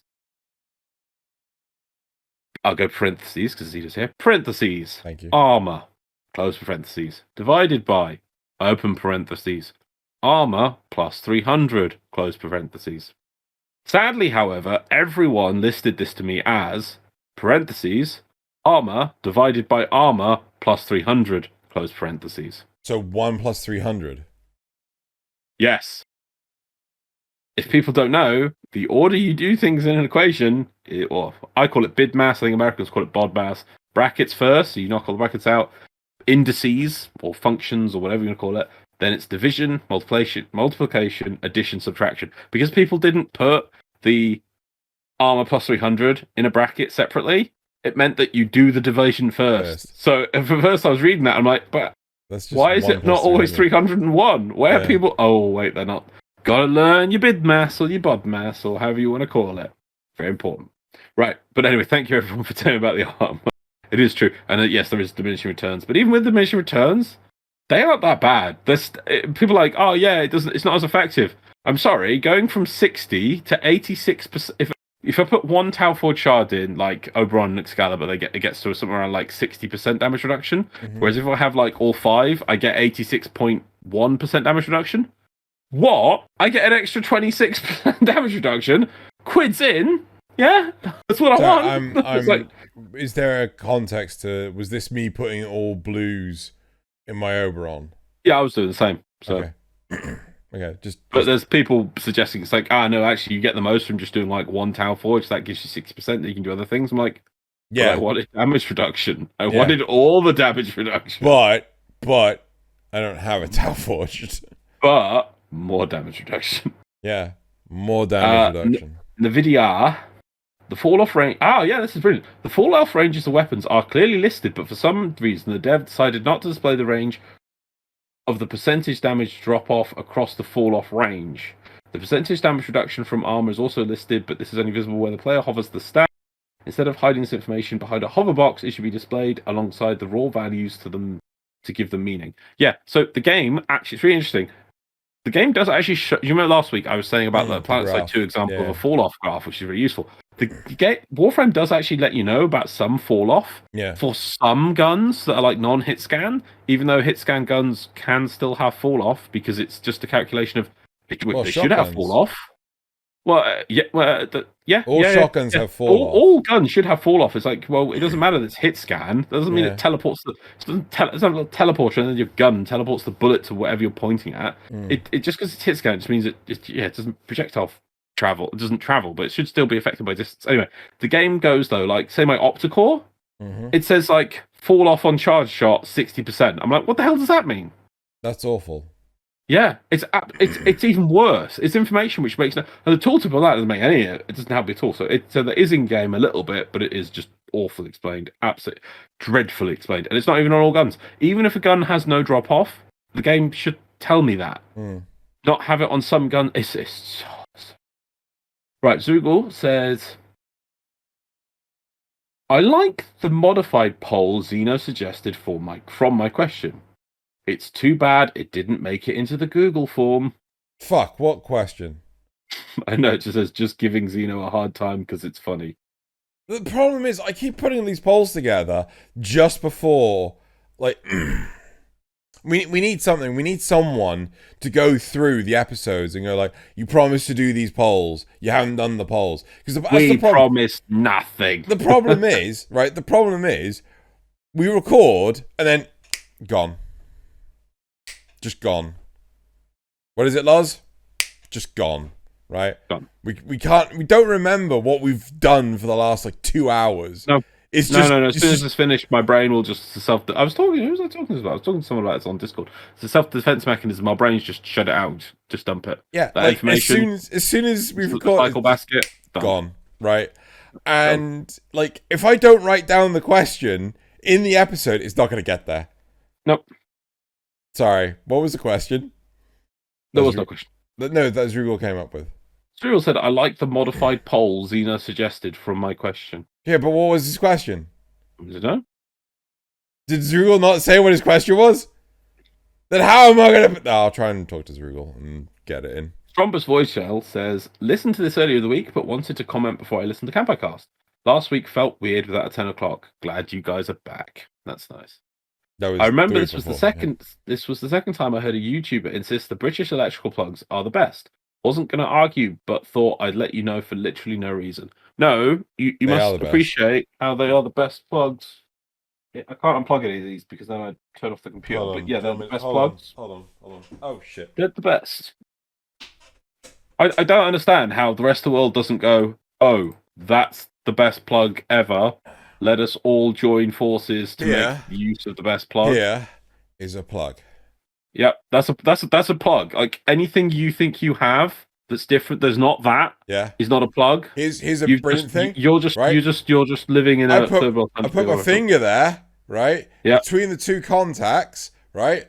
I cannot electrocute myself because these at the bottom, these black bits are insulated, right? Yep. If I put my finger here, yeah, definitely gonna get electrocuted. But how the fuck is it gonna fit in the socket? It won't. Yeah. And this bit at the top, is that ground or earth? Yep.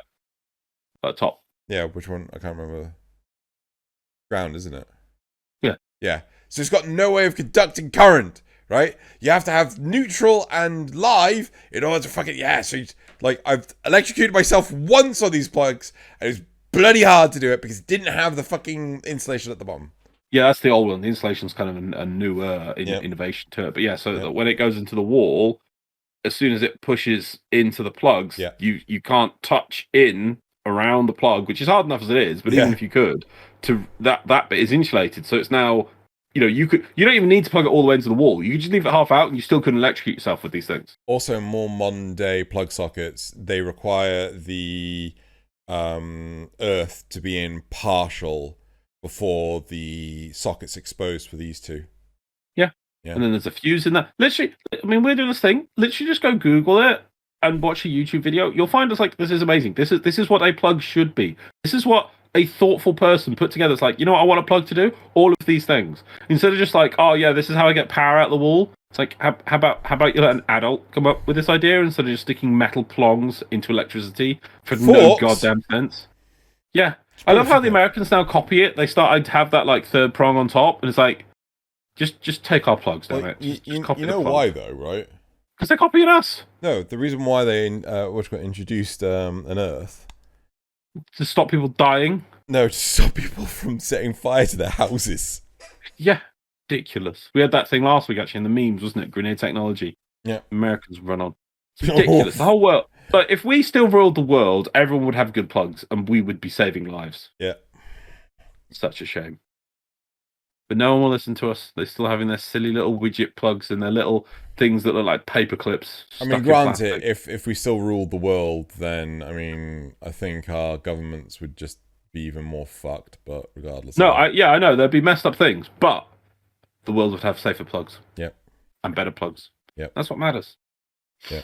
You got to build the world on something. We build it on plugs. Bigger advocates for, a universal time zone. For fuck's sake. Can we please have one time zone? Yeah, it's called Greenwich Mean Time.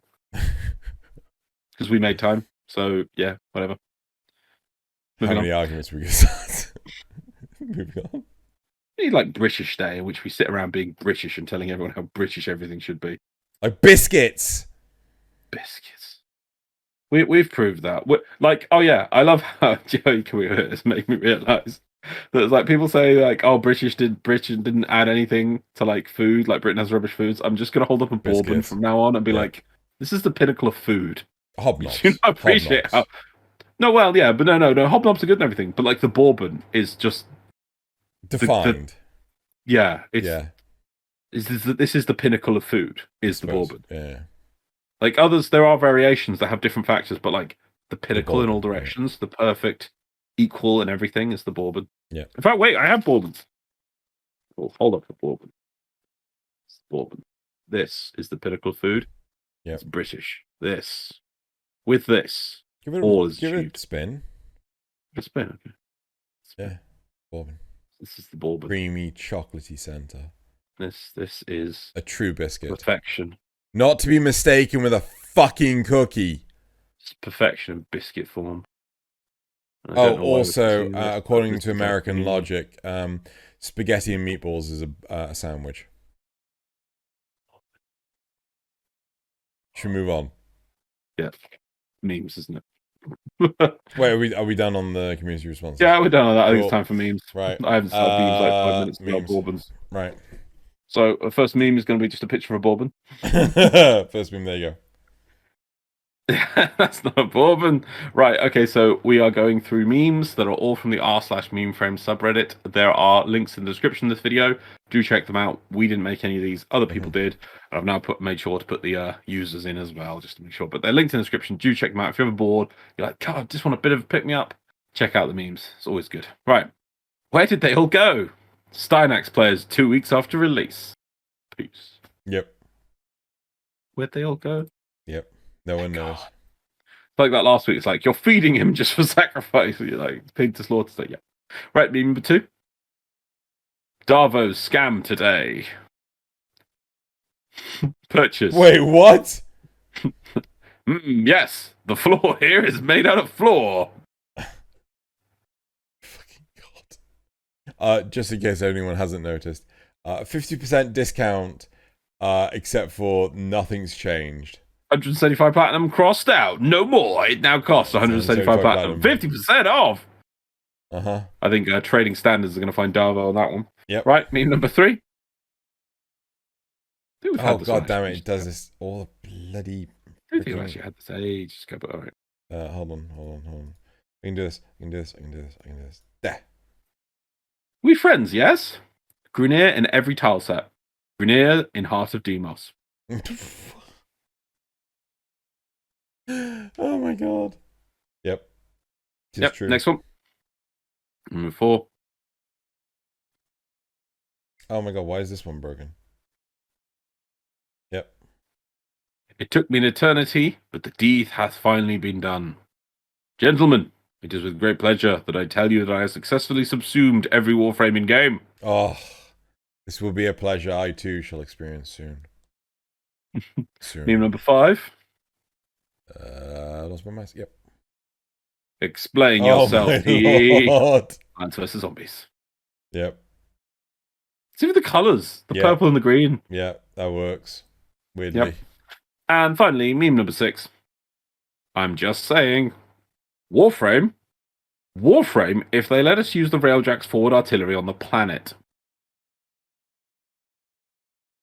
Yeah, that's a really good point. Like, I would just like to cue a Exterminatus video now. What? Pleasure, a great hesitation. I must employ the greatest sanction and deliver the Emperor's fury onto those below, and carry out Have you seen the Exterminatus videos? Do you know what Exterminatus is? No. Okay, in Warhammer 40k, Exterminatus. Wait, hold on. Is this where they use the cannons from the spaceships to destroy the planet's surface? There's multiple ways of carrying out an Exterminatus. It's basically rendering a planet, killing everything on the planet. Yeah. Either it's using cannons, but then you can use the cannons in multiple different ways. There's also using things that are called cyclonic torpedoes that bury deep into the planets and just crack the whole thing to pieces. Right. Because I know but the global term for all these different lovely opportunities is Exterminatus, and that's because you're declaring Exterminatus upon a planet. Because I know in Dawn of War 2, I love that game. Yes, I think that one they use a fleet and they use lance batteries to just cook the planet. That's what they're talking about doing it. Yeah, but they don't actually do it because they want to stop the Tyranid Leviathan fleet. I can't remember. Yes, you starve it out. Yeah. So yeah, there you go, Exterminatus. So yeah, if we could use Railjack to carry Exterminatus, well, yes. Like, what infested Zit on the plains? Just it's like, Hydron. What Hydron? Yeah. There you go. Hydron this. Right, okay. Is that it for the memes? Yeah, well, that's it for the main memes. But if you actually are not having enough memes, please go into the link. There is actually a secret meme, which is a video meme, because I put one every week. So you check it out. So we just use the static memes to look at. So yeah, there's at least one. So go check that out in the description below. Right, and now it is time for the community shoutouts. Right. Have you got these open, or are you going to watch them on the... Okay, cool. Man. Cool, right. I'm ready. So... the first community shout out is had this idea in the back of my head ever since the showcase of the protocol skins by Endqua. Yeah, it's just by Endqua. Like, so this is obviously a Godfather reference. No, it's a spoof of the Daniel Radcliffe movie, something Akimbo. It's the one where he's basically had pistols that are sort of like strapped to his hands and he can't drop them, and he's in some sort of like I think he's in some battle royale sort of thing, and he just can't let go of the guns, and you see him in a dressing gown with like these giant fluffy slippers, just like this, and same pose, and he just can't put the guns down. So Okay. he's got to fight this death match or something. Right, yeah. So that's the first community shout out. Second community shout out is Little Frost eating an Archon shard by Maud. He says it tastes like blueberry candy. Yep. The third community shout out, which is not fucking working. Oh, what? Oh, god damn it. Right, so hold on. Wizardry is weak with you. No, it's because of fucking old. You could fix this. I need to fucking fix this. Right, okay. I'm gonna yell at you after this recording. Please do, because 2 seconds after we finish this, gone. That's right. the problem. Right. So Rhino in a 2/2, and I couldn't think of a more fabulous Rhino than the one belonging to Mr. Primed Average by Cass. Yeah. Lovely. Yep. Not quite sure why in a 2/2, but why not? And I do love the art style, very much in line with Primed Averages. The fourth community shout out is Nidus from Warframe by Sinunjim Yang. Sinunjim Yang, yeah. Yep. Sinunjim Yang, yeah. It's awesome. Yep. Lovely Nidus there. I think that's the Frike skin. I'm not entirely sure. I don't remember that. Yeah, well, half of it is. I'm not quite sure what the right hand side is. No, I think is. Oh no, is it both a Frike skin? I think it's both, but it's when the armor bits it builds up. Yeah, it's the maximum and least. Yeah. Right, and then the fifth community shout out is in a different timeline. We don't have Space Mom. We have Space Daughter Part 2. He just wants to say the line, "Let him enjoy it." Ballas by Wong. Tenno, can I eat pudding? I will look for you. I will find you and I will kill you. I just asked you, do you want to work for me? I didn't kidnap your daughter. Do you get it? It's a Taken reference. It is a Taken reference. Yep. Right. And then last but not least is Star Jaya by Narabon. I really feel that Jaya didn't make much of a splash, like in a good or bad way. Like, you get all the Ureli memes and the Ureli jokes and memes and Zaku memes, but Gaia just. I think it's part of the problem is I don't know, like you either have players that play the new frames or you have players that play the old frames, and I think a lot of the crowd we hang out with play the old frames.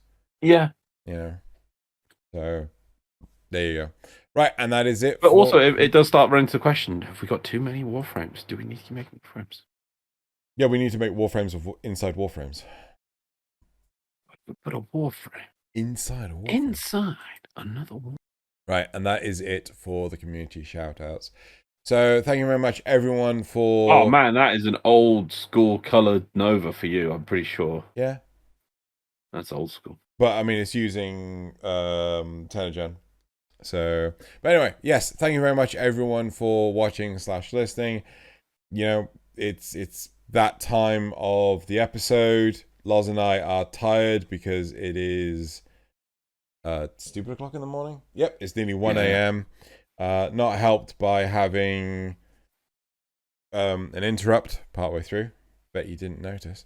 And yeah, so that is it for this week's episode. Thank you very much, everyone, for watching / listening. And it's time to say goodbye, Loz. Well, so there will be, what is it? One more episode before the release of... Yes. Thingy, and just to remind people, do check out the link in the description, which should be there for the Black Friday sales. So I hope everyone. I think we're probably going to miss Thanksgiving as well. I'm not sure when is Thanksgiving. Do you know? This week. It's this Friday. This week. Okay. Well, everyone have a nice Thanksgiving, and we'll see you around. So Thursday. More stuff to come. We're gonna have content again to talk about. Woo! Bye, everyone. Bye, everyone.